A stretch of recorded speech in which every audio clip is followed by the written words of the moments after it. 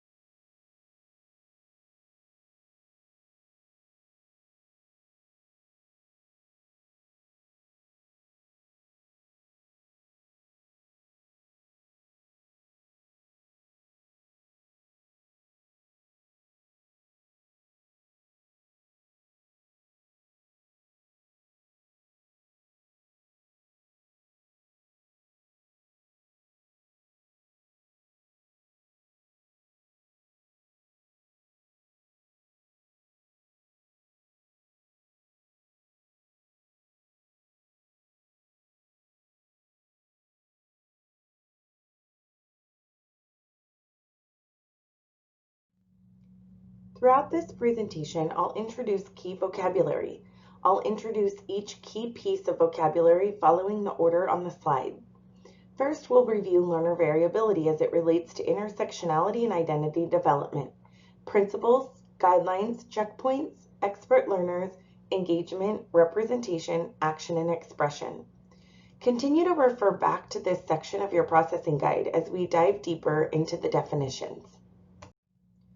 First, we'll focus on the specific UDL term of learner variability.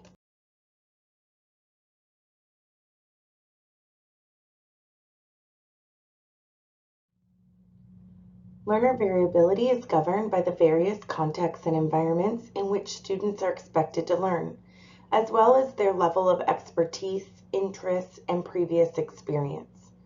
The UDL definition of learner variability is this: experience and common sense suggest that all individuals are unique and learn in ways that are, to a varying degree, particular to them.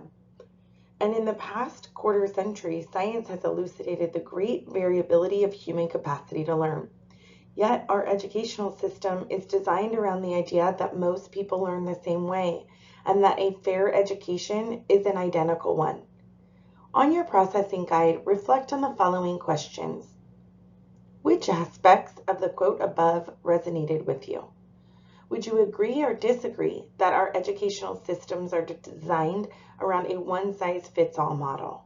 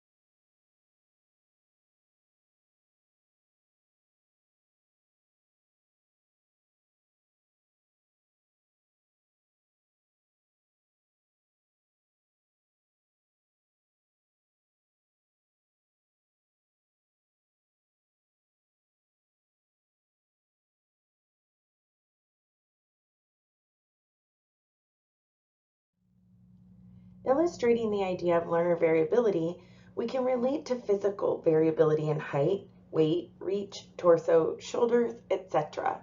In other words, we all have a jagged physical body composition profile. It makes me think of a Mini Cooper sports car. And what if it was manufactured as a one-size-fits-all car with no flexible accessibility features, such as an adjustable seat or movable steering column? Neither man on the screen would fit for a variety of physical limitations. To be clear, the accessible limitations are in the car design, not the individuals. The same is true for our students and their learning environments. Similar to the Mini Cooper example and physical variability, everyone comes to the school setting with differences in learning, memory, language, knowledge, reading, etc. However, there is a tendency to teach to a mythical average. Yet, research confirms there is no such thing as an average learning profile. It's an educational rainbow unicorn. Much like a jagged physical profile, individuals also have a jagged learning profile. So, when we teach to the mythical average, too many learners are relegated to the margins. Take a moment and think about your own jagged learning profile. Chart it on the space provided on your processing guide and compare it with a colleague, family member, or friend.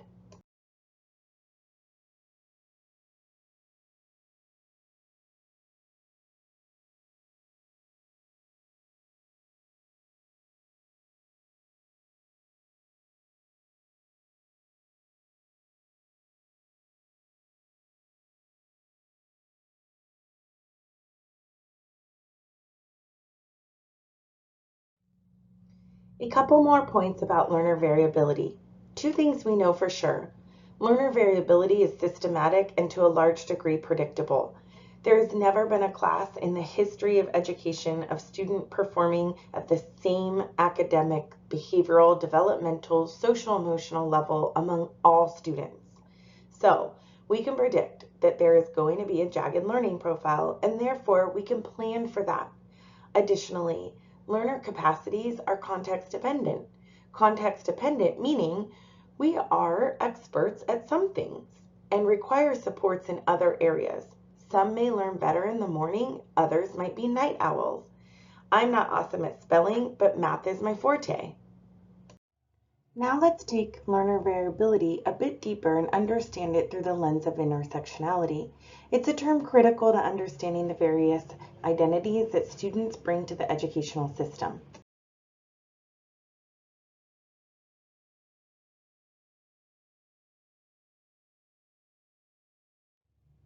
To begin the conversation about learner variability through the lens of intersectionality, we have to self-reflect on the idea that there are specific groups of people that are afforded privileges in our society and educational system that are not accessible or afforded to other groups. This requires a level of adult self-reflection and also shared responsibility. We are all responsible for teaching all students beyond the silos of general education, special education, English learners, etc. All students are our students, and all students are general education students first. In your processing guide, we've referenced shared responsibility and self-reflection. What thoughts, emotions, and/or perspectives are raised based on the terms privilege, implicit bias, and marginalization? Take a moment and reflect.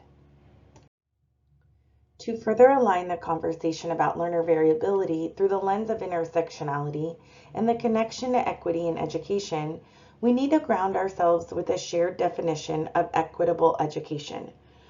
Bitters defines equitable education as the educational policies, practices, and programs necessary to eliminate educational barriers based on gender, race, ethnicity, national origin, color, disability, age, or other protected groups of status, and provide equal educational opportunities and ensure that historically underserved or unrepresented populations meet the same rigorous standards for academic performance expected of all children and youth.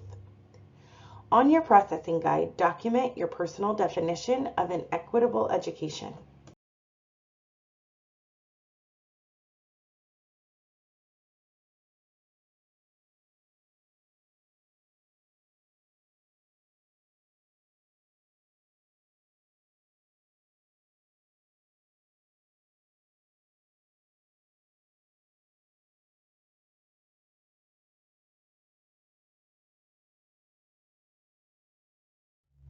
When we acknowledge that bias exists, we are then empowered to go deeper into the work of breaking it down one baby step at a time.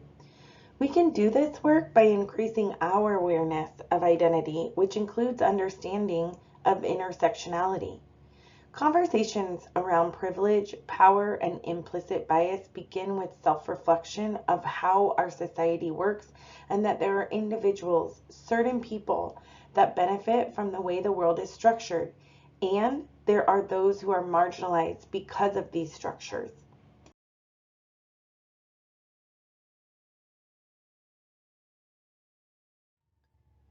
Take a moment to watch a short video on intersectionality from Teaching Tolerance located on the Padlet. There is a space in your processing guide to express your thoughts while watching the video. To recognize our human approach to student identities, we must also examine our beliefs and expectations for our students. We can use the cycle of failure to reference. It is a far too common reality for students who learn outside the box. As a result of a student experiencing marginalization, a deficit view emerges, expectations lower and are perpetuated. Student is labeled and segregated, and the cycle continues beyond our pre-K to 12 system. This is evidenced in disproportionate representation of certain specific student populations in special education, discipline referrals, post-secondary outcomes, etc. In your processing guide, we've included a few questions around the cycle of failure. To review, now that we're clear knowing our students come to us with a wide variability of identities, strengths, and complex needs, a one-size-fits-all approach will increase systemic inequities and decrease student access to information and limit their outcomes. So how do we create environments that remove barriers and promote self-determination while developing self-advocacy skills? We can look to the Universal Design for Learning guidelines as a framework to honor learner variability and move students into becoming expert learners. As a reminder, your processing guide includes space to reflect on the meaning of each upcoming vocabulary term. To reiterate, UDL is not a special education thing. It is a Tier 1 multi-tiered system of support, universal, imperative for all students to benefit from their learning experience in the way they engage, process information, and provide multiple means of demonstrating their level of understanding.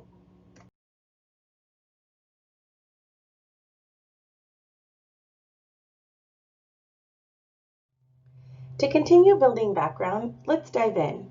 UDL is the proactive design of curriculum and instruction to ensure accessibility is afforded to all regardless of learning preference, physical or sensory abilities. Just as physical barriers exist in our environment, curricular barriers exist in our instructional environment. As an example, consider the connection between universal design for learning and universally designed architecture.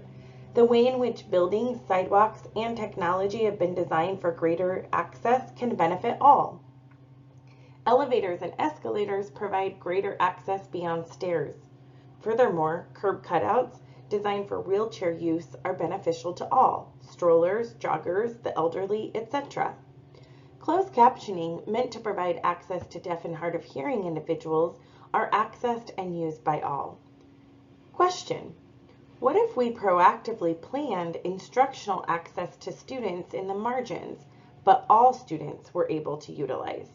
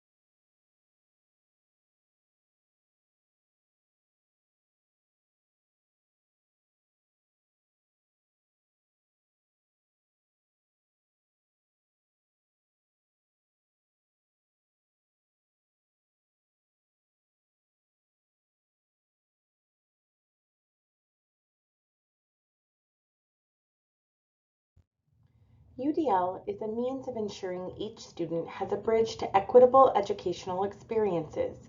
UDL, researched and developed by the Center of Applied Technology, or CAST, is intended to guide the development of curricula that is flexible and supportive.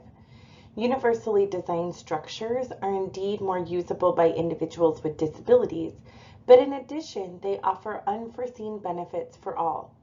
UDL is not a toolbox, it is a mindset for all learners. UDL is a proactive lesson planning framework that identifies potential barriers to learning. Currently, with the shift to distance and blended learning, we are seeing larger barriers than ever before. For more specific information, resources, and examples, please visit the Interactive UDL Guidelines webpage at www.udlguidelinescast.org. The UDL guidelines were created based on brain research that has provided educators with a plethora of information regarding the way in which the brain engages with information, makes sense of information, and determines pathways through which goals are achieved and demonstrated. The brain is an intricate system, and using the information about how it works, the UDL guidelines are structured around 3 principles, each one intended to activate different areas of the brain. The UDL provides students with multiple means of engagement, representation, and action and expression. Each column in the graphic is a principle. There are 9 guidelines, 3 in each principle, that are intended to activate different areas of the brain. The 9 guidelines are providing options for recruiting interest, providing options for perception, providing options for physical action, providing options for sustaining effort and persistent, language and symbols, expression and communication, self-reflection, comprehension, and executive functioning. The checkpoints provide educators with more detailed information and examples within each guideline. Each checkpoint indicates the ways we can remove barriers for students and create learning environments that are more accessible for everyone.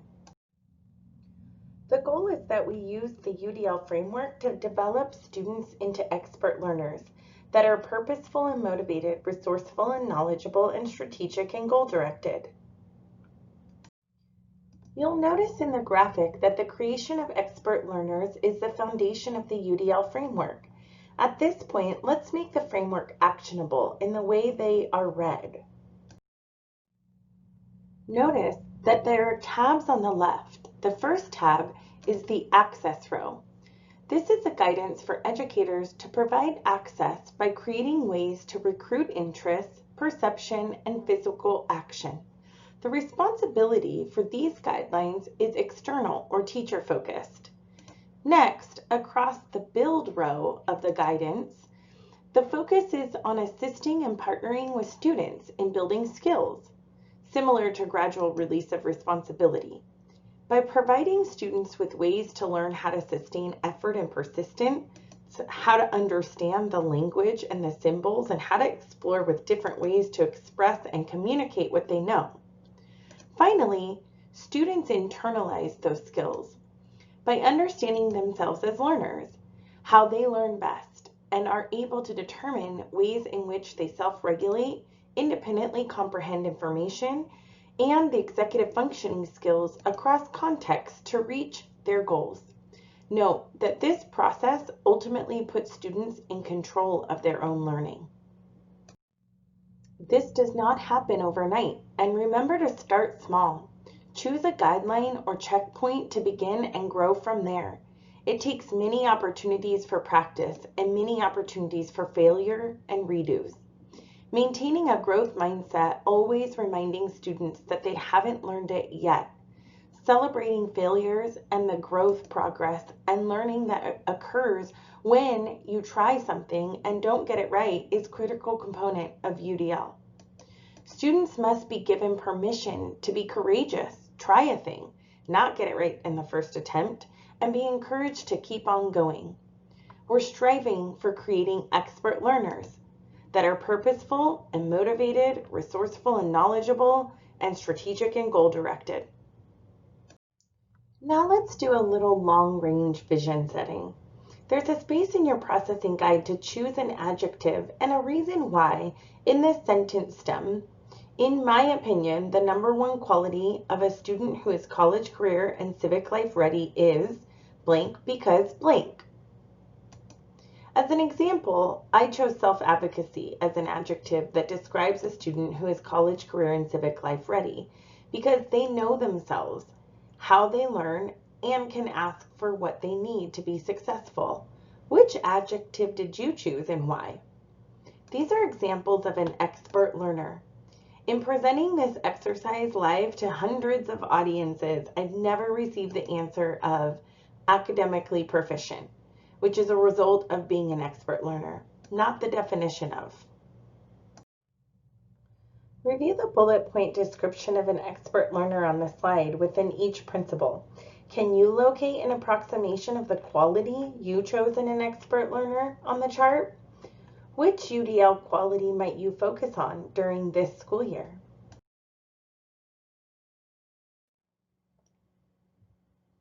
Next, we'll explore the principles of engagement, representation, and action expression a bit deeper. The UDL guidelines are used as a tool to support teachers when designing lessons as a means of providing ways to remove barriers in curriculum design and reach more learners. The Endless Options and UDL curriculum design framework is applicable to all types of instructional models: online learning, traditional classroom instruction, a hybrid model, special education, co-teaching, etc. In this section, remember the brain is complex and all three areas of the brain need to be activated in order for optimal learning to occur. So, we are not approaching these guidelines as a checklist or siloed instructional strategies, but instead as an integrated process leading to student success. We'll begin with the principle of engagement. The principle of engagement is based on the affective network in the brain, the limbic system, the area of the brain responsible for emotions and memory. This is also the area of the brain that tells you to fight or flight. There is no language in this area of the brain, but it is what determines how learners get engaged, feel connected, stay motivated, how they experience challenges, excitement, and interest. Students will approach school with varying social and emotional behavioral skills. So they need to be explicitly taught what to do when the emotions take over cognition. To activate this area of the brain, we need to promote the ways students are engaged to develop students that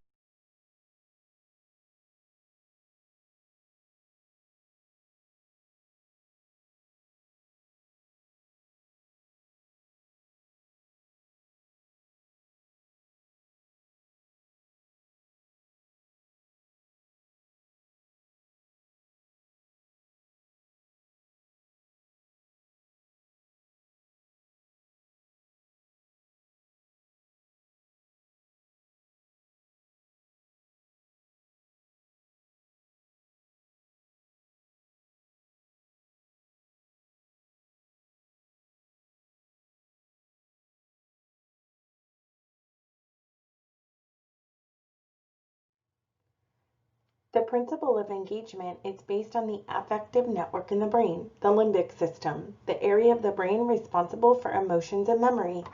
This is also the area of brain that tells you to fight or flight. There is no language in this area of the brain, but it is what determines how learners get engaged, feel connected, stay motivated, how they experience challenges, excitement, and interest. Students will approach school with varying social, emotional, and behavioral skills.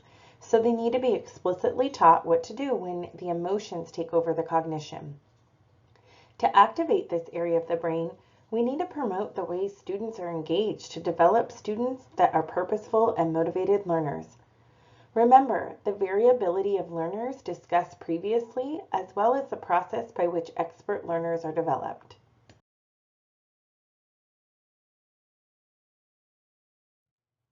Let's transition to the principle of representation. The principle of representation is based on the recognition network of the brain. Think input or receptive language in the various ways in which students process information. The temporal lobe is the area of the brain that is activated when you hear, see, and smell stimuli. This is how we gather information, make sense of it, put it in categories, and store it into working short-term and long-term memory. To activate this area of the brain, we need to provide multiple ways for students to receive information for the purpose of developing students that are resourceful and knowledgeable. Lastly, let's explore the principle of action and expression. The strategic network is found in the frontal lobe. This is the area of the brain responsible for planning and performing tasks. This is also the area of the brain responsible for problem solving and completing higher order cognitive tasks. To activate this area of the brain, we need to provide students with options for demonstrating what they know so we can develop strategic and goal-directed learners. The final section of this session focuses on the UDL blueprint for creating accessible lesson plans and equity in the delivery of instruction.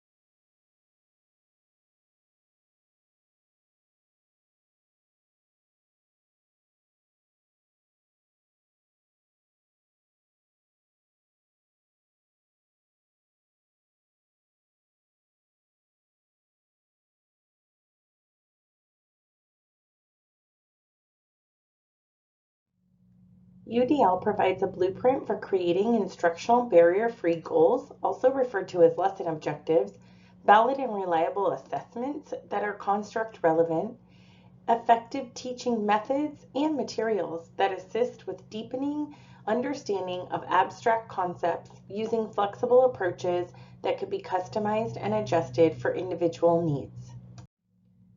The process begins by identifying learner variability. From there, and throughout each step of the process, the focus is placed on mitigating potential barriers in the development of learning goals, assessments, instructional methods, and materials. The first step is to develop learning goals that are standards aligned. Separate the means from the end and include verbs that foster multiple means of action and expression. By removing potential barriers within the lesson objectives, we can create valid and reliable assessments that are directly connected to what we are teaching and expecting students to learn. From there, we use the UDL guidelines to create barrier-free methods and materials to deliver instruction that is concretely tied to the learning goals and assessments resulting in the development of expert learners. On your processing guide, there are 4 sections to reflect on the key vocabulary connected to the lesson design process. Also in your processing guide, there is a key question to consider. Why is this planning process so important? Thank you so much for your time and attention. And in conclusion, we're all on a journey to continuously improve and do better. In the words of Maya Angelou, do the best you can until you know better. Then when you know better, do better. On your processing guide, answer this last question.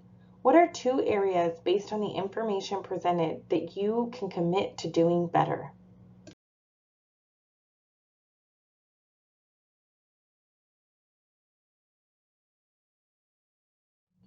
For questions or more information, please visit sipinclusion.org or follow us on Twitter or Facebook at sipinclusion.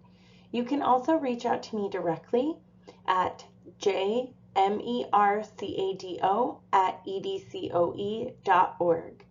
Thank you so much and have a great day.